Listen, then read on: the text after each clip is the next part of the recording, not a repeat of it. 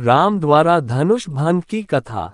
लक्ष्मण को अत्यंत क्रुद्ध एवं आवेश में देखकर राम ने संकेत से उन्हें अपने स्थान पर बैठ जाने का निर्देश दिया और गुरु विश्वामित्र की ओर देखने लगे, मानो पूछ रहे हों कि वर्तमान परिस्थिति में मुझे क्या करना चाहिए। विश्वामित्र ने कहा, वत्स, लक्ष्मण ने सूर्यकुल की जिस मर्यादा एवं गौरव वर्णन किया है वह सत्य है। अब तुम धनुष पर प्रत्यंचा चढ़ाकर लक्ष्मण के वचन को सिद्ध करके दिखाओ। गुरु की आज्ञा पाकर रामचंद्र मंद गति से पग बढ़ाते हुए शिव जी के धनुष के पास पहुंचे।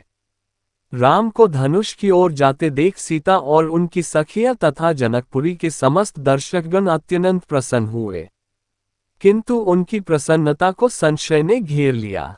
वे सोचने लगे कि जब विश्वविख्यात शक्तिशाली राजा और राजकुमार इस शिव जी के धनुष को हिला नहीं सके तो राम जैसे सुकुमार किशोर पिनाक की प्रत्यंचा चढ़ाने में कैसे सफल हो सकेंगे। सीता भी मन ही मन परमात्मा से प्रार्थना करने लगी कि हे सर्वशक्तिमान, इन्हें इनके उद्देश्य में सफलता प्रदान करने की दया कीजिए। मेरा हृदय भी इनकी ओर आकर्षित हो गया है, अतः इसकी लाज भी आपको ही रखनी है। हे प्रभु, आप अपनी अद्भुत शक्ति से इस धनुष को इतना हल्का कर दीजिए कि यह सरलता से उनके द्वारा उठाया जा सके। धनुष के पास पहुंचकर राम ने धनुष को बीच से पकड़कर सरलता के साथ उठा लिया और खेल ही खेल में उस पर प्रत्यंचा चढ़ा दी।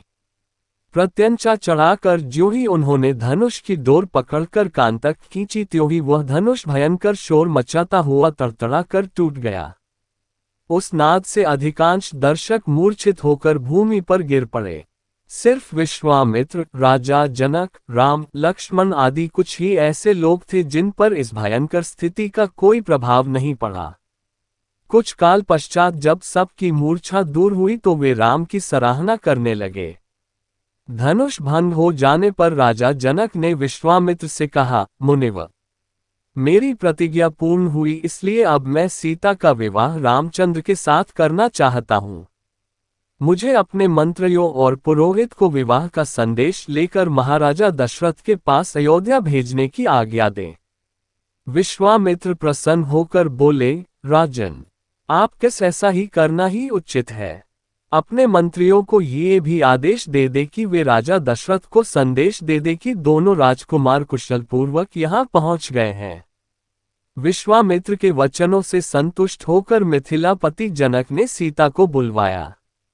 वे अपनी सखियों के साथ हाथ में वरमाला लिए मंथर गति से लजाती हुई वहां आई जहां धनुष को तोड़ने के पश्चात श्री रामचंद्र खड़े थे।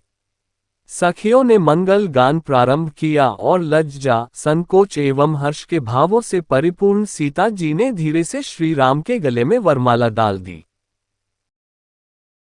इसी भगवान की वीडियो देखने के लिए सब्सक्राइब करें चैनल को और बेल आइकॉन दबाएं।